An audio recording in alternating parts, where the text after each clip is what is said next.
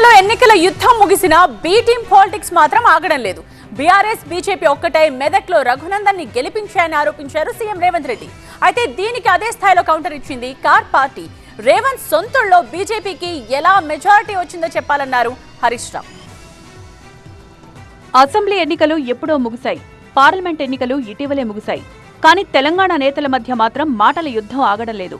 ఢిల్లీలో ముఖ్యమంత్రి రేవంత్ రెడ్డి చేసిన వ్యాఖ్యలతో రాష్ట్రంలో బి టీం పాలిటిక్స్ మరోసారి రచ్చరేపుతున్నాయి. లోక్సభ ఎన్నికల్లో కాంగ్రెస్ ను ఓడించడం కోసం బీఆర్ఎస్ తన ఓట్లను గంపగుత్తగా బీజేపీకి వేయించిందని ఆరోపించారు రేవంత్ రెడ్డి. మెదక్లో ఆ పార్టీ 3వ స్థానానికి పడిపోవడమే దానికి నిదర్శనమన్నారు.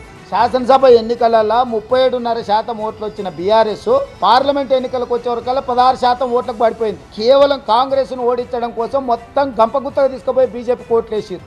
సిరిసిల్లలో బీజేపీ ఫస్ట్ వస్తుందా కేటీఆర్ కాన్స్టిట్యున్సీలో? సిద్దిపేటలో బీజేపీ బీఆర్ఎస్కు సమానంగా ఓట్లు వస్తాయా కాంగ్రెస్ను దెబ్బతీయడానికి?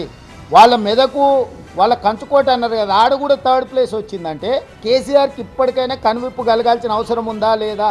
ఢిల్లీ వేదికగా సీఎం రేవంత్ రెడ్డి చేసిన కామెంట్స్ కు అదే స్థాయిలో కౌంటర్ ఇచ్చారు మాజీ మంత్రి హరీష్.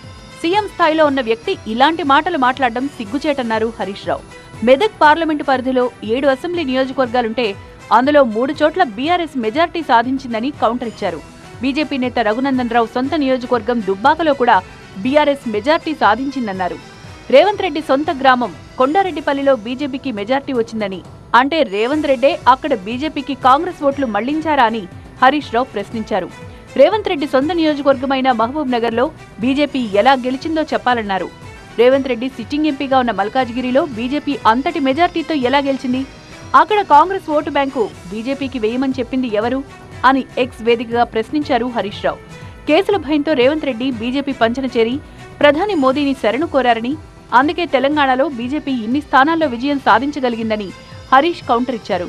కాంగ్రెస్ పార్టీలో ఉండి బీజేపీ సిద్ధాంతాలను అమలు చేస్తోన్నది రేవంత్ రెడ్డి అని, గతంలో నిండు సభలో మోదీని పెద్దన్న అని సంబోధించింది కూడా రేవంత్ రెడ్డి అనే విషయాన్ని మరోసారి గుర్తు చేశారు హరీష్ రావు. మొత్తానికి కాంగ్రెస్ బీఆర్ఎస్ కామెంట్లు కౌంటర్లతో మరోసారి వేడెక్కాయి తెలంగాణ పాలిటిక్స్.